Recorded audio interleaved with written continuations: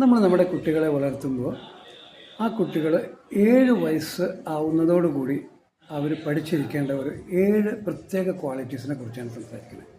Okay, അതിൽ ഒന്നാമത്തെ curiosity അല്ലെങ്കിൽ ജിജ്ഞാസ, ജീവിതത്തിൽ എന്തിനെക്കുറിച്ചും ഒരു ജിജ്ഞാസയോട് കൂടി ജീവിക്കുക എന്നുള്ളത്.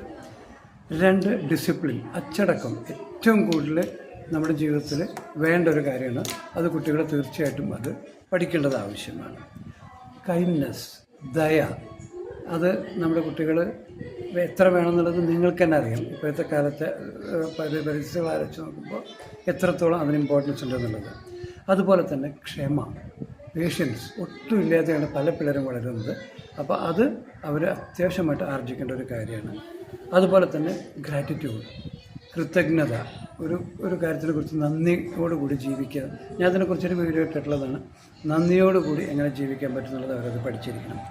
റെസ്പോൺസിബിലിറ്റി, അവരുടെ ജീവിതത്തിലെ അവരുടെ ഉത്തരവാദിത്തങ്ങൾ എങ്ങനെ അവരെ നയിക്കണം എന്നുള്ളതിനെക്കുറിച്ച് അവരത് പഠിച്ചിരിക്കണം.